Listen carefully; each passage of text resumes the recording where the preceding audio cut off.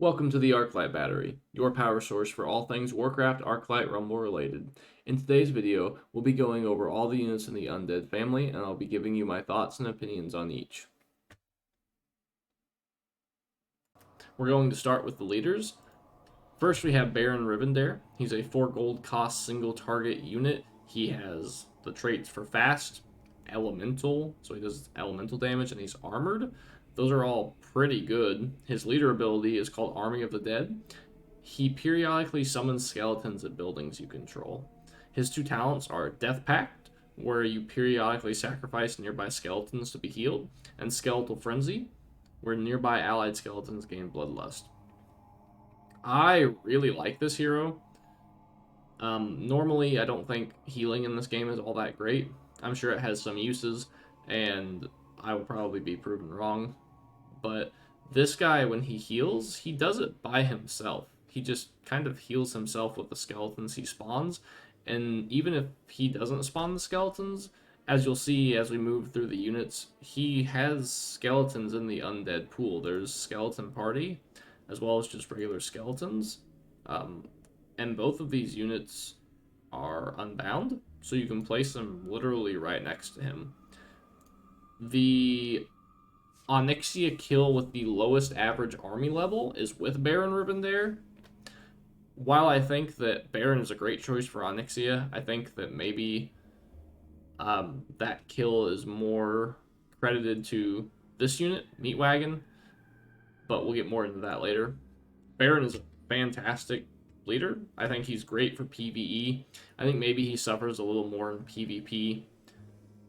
The skeletons he summons are squishy, so they will passively take chests for you, and they can kind of help with the push, but they kind of just fall over to AoE attacks. I think he's great. I don't think there's anything wrong with picking Baron at the beginning. He's a lot better than some of the other options, and I will probably rank all the leaders at some point in the future, but he's definitely a good choice to start the game with. Next, we have one of my favorite heroes, Bloodmage Thalnos. He's a 4 gold cost ranged AoE unit that deals elemental damage. His leader ability is called Dark Ritual. He gains 1 level for each spell you play until he dies. That's pretty good. Levels in this game give you a 10% stat boost, so it's hard to get a lot of... It's hard to get a lot of levels on Thalnos and to have them be useful, because 10% stats is good, but it's not a ton. And you also can't just play full spell decks, because you need units to support your Thalnos as well. I think there are some pretty good cycle builds for this guy, and I look forward to playing some of them. And I think he has some unconventional play styles from what we've seen people use with, say, like Jaina or Grom, or really any other leader. I think he plays much differently than them. But I'm excited to get to play him when the beta comes back up from being down. Hopefully we'll get access, we'll see. His talents are Dark Ritual, where playing a spell increases attack speed by 30% for 5 seconds, and Drain Life, where he gains Lifesteal.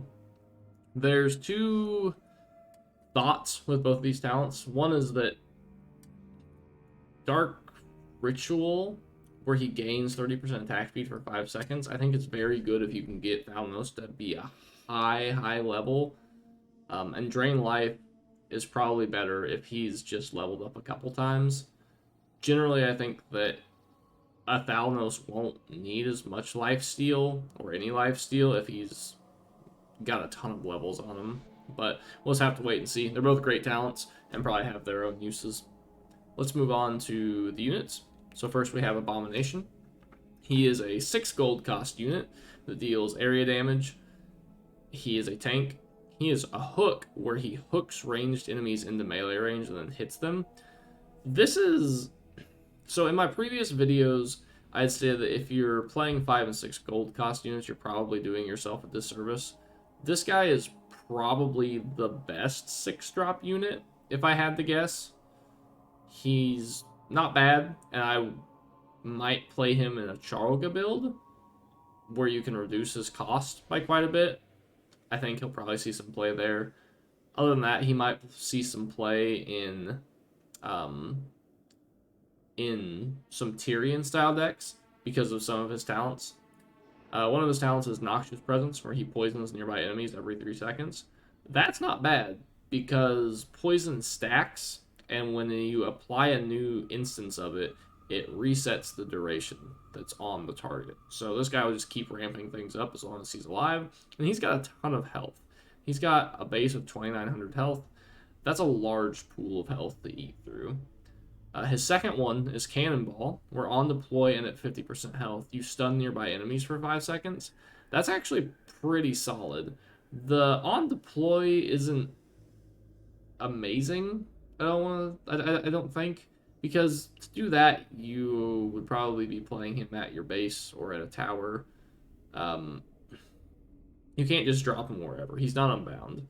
But the 50% health one is pretty good. So to get to 50% health, he has to be fighting things. So he's going to be stunning things. That's how that works at 50% health.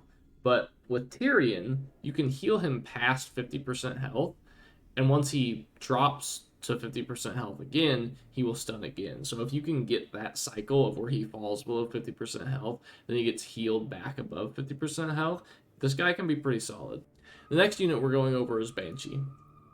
It's a 4 gold cost, ranged, 1 target unit that possesses things. So basically this unit will be deployed on the battlefield and walk forward until it finds an enemy unit. Then it will focus on them and charge at them quickly, and then possess the target and basically mind control them. Their talents are Soul Eruption, where possessed targets detonate on death, damaging nearby enemies, and Unholy Frenzy, where possessed targets gain Bloodlust for 10 seconds. So this unit is kind of okay. In PvE, it's great. In PvP, it's just kind of eh. It takes the level that it currently has and puts it on what it's possessing. So you can't just like mind control something that's level 30 with your level 10 Banshee and have a level 30 unit on your team. That's not how that works. It would be level 10. But it has some really good uses on certain fights. There are a lot of fights in the campaign that use big units like Molten Giant. So trading your 4 gold for your opponent's 6 gold unit, or Abomination even, that's really good. Especially on the Onyxia fight. In the last phase, she summons Guardians that are really big and really tanky, and you can use Banshee to possess them. We don't know if that's intended or not, or if they're going to take that away. I think we'll find out pretty quick here when this new patch hits. But if that stays in, then she'll probably have some pretty good uses. Like I said, in PvP, not amazing. Gargoyle is a 4 gold flying 1 target siege unit that is a tank and is armored. His talents are Wing Buffet, where you increase his movement speed by 33%, and Obsidian Statue, where on death you summon a statue with taunt that lasts until destroyed. This unit got reworked a little bit. It used to be that he, like, this is his kit. This is what he does, but he would attack units as well. Now he is strictly, he only hits towers, kind of like Earth Elemental. This guy's pretty solid. I think there are builds that are just strictly centered around him. He did get nerfed a little bit, so we'll have to wait and see how good he actually is, but he does so much damage to towers because that is his like sole purpose. He's not unbound, so you can't just instantly drop him on him, and he can only hit towers, so he's kind of like a get down Mr. President build. He's your guy, he's your focus, and everything you do is to support him. He's pretty solid. I think there are probably some good PvP decks that will work around him, and he's got great potential in PvE as well. So now let's move on to the Ghoul. This is a 2 gold cost tank with Cycle and Cannibalize. So Cannibalize is basically the Undead racial from World of Warcraft, where you can consume a corpse on the ground and gain health. That's what this guy will do. Anytime he's near a dead enemy, he will stop and channel until, I believe, he gets back to full health. It might not be full health, it might just be a set duration, but I'm not exactly sure. He's got 3 talents. One is Bone Armor, where cannibalizing grants him Armored for 10 seconds.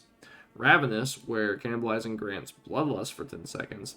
And Taste for Blood, where you deal 50% additional damage to targets at or below 50% health. I don't think Ravenous is very good, because you're not attacking anything when you are cannibalizing. So the Bloodlust doesn't really matter. And even if it refreshes the duration, like per tick of the cannibalize, you're still just cannibalizing and not getting any use of that talent until he stops. Taste for Blood deals 50% additional damage to targets at or below 50% health. I really don't think this is good either. He's a tank. He's not really meant to do a lot of damage. He's also Cycle. He costs 2 gold, so he's not going to do a lot of damage anyway. So 50% additional damage is not a lot, especially conditionally, where it has to be below 50% health. I don't think that talent will almost ever be taken. Bone Armor, however, giving him armor when he cannibalizes, that's pretty solid. We like armor when you're just sitting there healing the entire time. It can become like a miniature wall, I guess, for your enemy's push to get through. He's not like the most tanky. He only costs 2 gold, right? But giving him armor and then him just standing there healing is all pretty solid. Next we have Meat Wagon, 3 gold cost that deals AoE damage. It deals siege damage. It has bombard, so it only hits ground units. And it has a long shot where it says outranges everything else. And when it says everything else, it is not kidding. One of his talents, called Filet Trebuchet, increases his attack range by 2. When you have this talent, you outrange Onyxia, the big wall at the end of the game that gives you the Deep Breath spell. That encounter, you can just pile Meat Wagons up and have them attack Onyxia without her killing them. You still have to protect them from the units that Onyxia will summon, but that's not that hard. These guys are the best unit in the game for fighting Onyxia. However, we don't know that they will stay like that. I don't know if they intended to have a unit that's able to deal damage to Onyxia without her being able to fight back. It seems really good. It's really busted. This unit is used in almost every deck that we see beat Onyxia so far. Not to say there aren't ones that don't use this. There are a few that don't because people want to do it without this because they assume it's not going to be in the game. But this unit is fantastic for Onyxia. It's one of the best in the game for it. Definitely look to pick this up if the ability doesn't get changed. Next we have Necromancer. He's a 4 gold cost, ranged, 1 target, elemental summoner. So he summons skeletons and then just casually walks forward. I believe he summons 2, and then when 1 dies, he summons another. There's a cooldown on it, but generally it's not too terribly long. His talents are Cult of the Damned. On kill, he summons a skeleton. Not bad. You have to have him kill the thing you're fighting. He has to deal the finishing blow, but he does a decent amount of damage and it's elemental, so he probably will. And then his second talent is Jeweled Skulls, where you summon skeletal mages instead of skeletons. I really like that talent. It gives you 3 range supports for 4 gold cost. They all do quite a bit of damage. I really like this unit. He's probably one of the better 4 gold costs in the game, other than Drake, which we haven't covered yet because it's in the Blackrock faction. That'll be next week. But yeah, great unit. Love the unit. We'll probably play him in quite a few decks. Moving on to the Plague Farmer. He's a 2 gold cost, ranged AoE, Cycle, Bombard, Poisonous. That's a lot of talents, or rather keywords or traits. This unit's kind of fantastic. I like this unit a lot. For 2 gold, he does a lot, except for hitting flyers. He's Bombard, so he can't. But Poisonous, and he does a lot of area damage without Poisonous. So it's pretty solid. His talents are Parting Gift. On death, summon a pumpkin. When touched, it poisons nearby enemies. I don't know how many pumpkins he summons. I think it's just 1. It's not great. Poison doesn't do a lot of damage by itself. It needs to be applied with multiple other poisons. So That might have some niche uses in some poison teams, but I don't know. I doubt it. His next talent is Virulence. On kill, poison enemies near the target. Now that's a decent ability. I like that one a lot. You'll probably end up using that quite a bit. Our next unit is the Skeleton Party.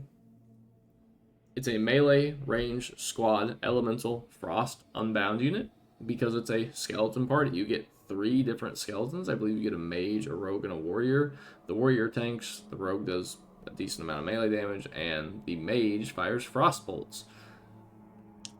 It has 2 talents currently. One is called 5-man, where you get 5 skeletons. You get a tank, a rogue, a priest, and 2 mages.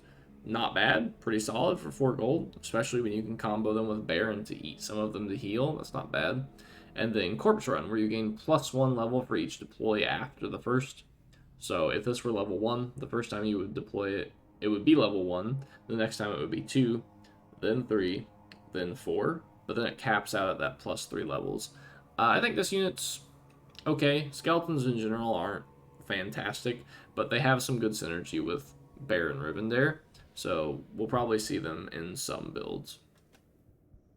Our last unit is the regular skeletons. They're melee, squad, cycle, unbound. They're not bad. They're 2 gold. Like I said before, skeletons are squishy. They pair well with Baron, but not much else. One of their talents is called Questing Buddies. So 1 skeleton gains armor, 1 gains resist, and 1 gains stealth. You summon 3 of them, even though the picture shows 2. But once again, they're really squishy. Armor and resist doesn't really help when they only have 200 health. The next talent is called Cackle, where it gains taunt.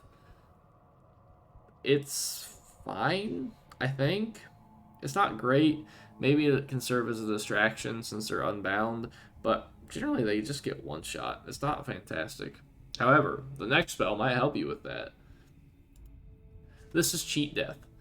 It's a 3-cost spell with a 5-second duration when it's paired with things of an equal level. I believe the way that this works is that it gains 0.5 seconds of duration if you're casting it on something that's 1 lower level than it, and it loses 0.5 seconds of duration if you cast it on something that is 1 level higher than it. So if my Cheat Death is level 10, and I cast it on my level 11 Baron Rivendare, it's only going to give it a 4.5 second duration. It's AoE, which is great because you can put it on multiple things at a time, and it's a spell, so you can put it anywhere on the map. Its talents are Seal Fate, where affected minis gain Bloodlust but die when the effect ends, and Vampirism, where affected minis heal a small amount when dealing damage. I think both of these talents have some uses. I've tried to argue this point in the Discord with some people. No one seems to like the Seal Fate talent, where they die at the end. I think that talent is fantastic for specific scenarios, especially something like Onyxia, where she hits hard and in a giant AoE. So the Vampirism, where they heal, probably isn't going to help. Things are generally going to get 1 shot anyway, so being able to heal back up to full health over the duration of Cheat Death just to die as soon as the duration ends isn't fantastic. It has its uses. Like, if healing gives you an extra hit before you die after the duration ends, that's fantastic. That's great. But when your units are going to die as soon as it ends, I believe that the Bloodlust is just so much better. It's one of my favorite spells in the game. I can't wait to use it in certain builds. I've got big plans for it when I have the chance to play finally, and hopefully it works out how I think it will. But that's the end of the Undead overview. Thanks for watching. Do you guys agree with the opinions I gave on the units? Do you disagree? Let me know in the comments below. Tune in next week where I'll be going over the Blackrock family, which has some of the best units in the game. It's definitely saved the best for last. And we should be getting patch notes soon, so be on the lookout for that. I will try and cover those as soon as it goes live. I'll be waiting, and hopefully I'll be able to catch it in a good amount of time. Really excited to see what all is changing. So until next time, peace.